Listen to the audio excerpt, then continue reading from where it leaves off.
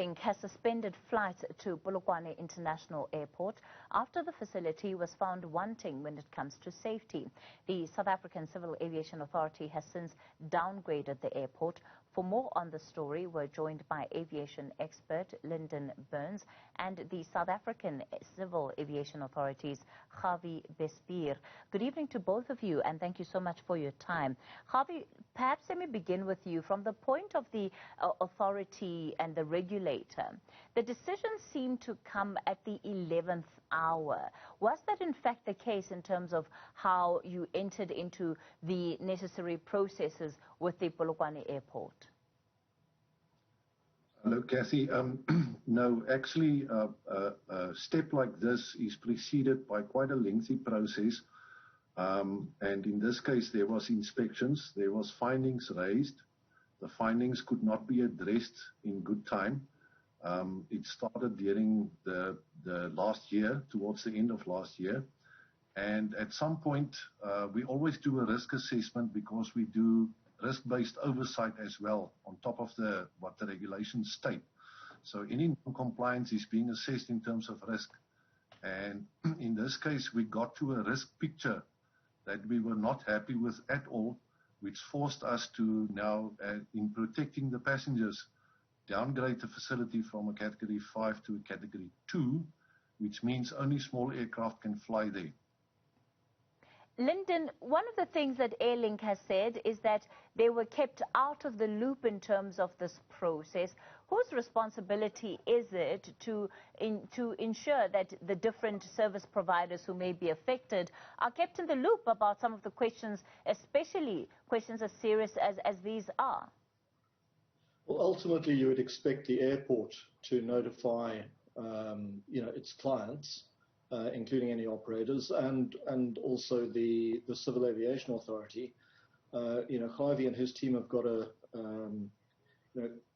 very important role to play and a very important job, and they generally do it very, very well in safeguarding everyone's safety. And occasionally there are probably going to be occasions where communication isn't necessarily as slick or as timeous as people would like it to be. Or where there isn't necessarily the level of transparency that some people would like, and that can often cause some frustration.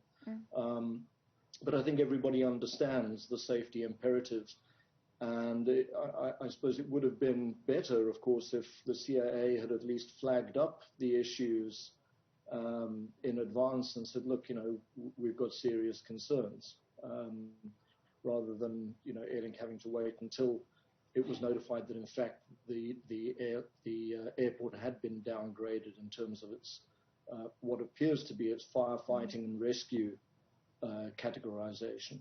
Your reading of the situation, Lyndon, do you have any reason to believe that perhaps there was an attempt to not be as transparent as possible on the part of the airport here?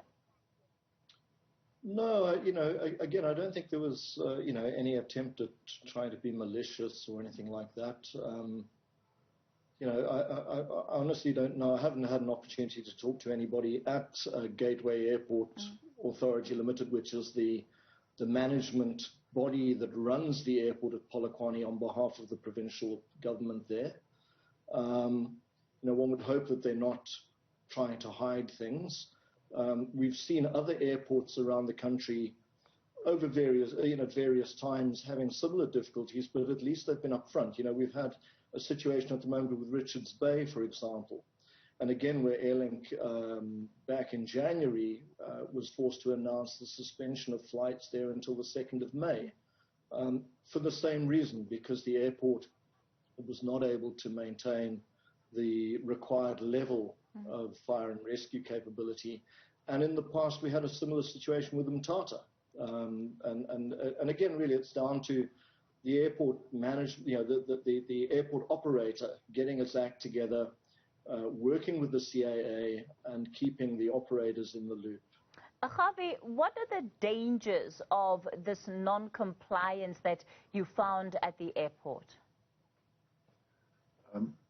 All of the non-compliances in terms of our regulation is there to protect the flying passenger.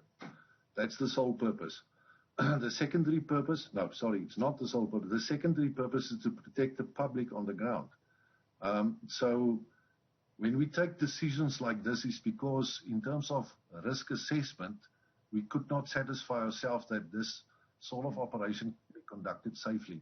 So in downgrading this airport, the risk was there, it was there, and we are ready to assist the airport, like we always do. Polokwane knows that our doors are open. They are welcome anytime. We will point them in the right direction, like we've done in the past, and in this case, we will do so again. One of the things that has been raised is that this is also, repeated non-compliance. When did some of the problems at the airport first emerge, and why does there seem to be these issues that keep recurring? Javi? Non-compliance is part of life of most airports, and mostly it's of a lesser nature. So it's something that the risk could be mitigated for. So there will always be non-compliances on any of the bigger airports. It's a complex environment. The regulations are many, many pages.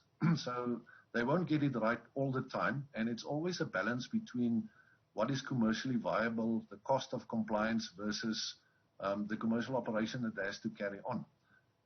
So Polokwane, like any other airport, there was non-compliances of a lesser nature. And then over the last bit of time, the last few months, it started becoming more serious to the point where we now had to take the step. Lyndon, what do you see as being the impact of this decision? Well, I think the immediate impact, obviously, is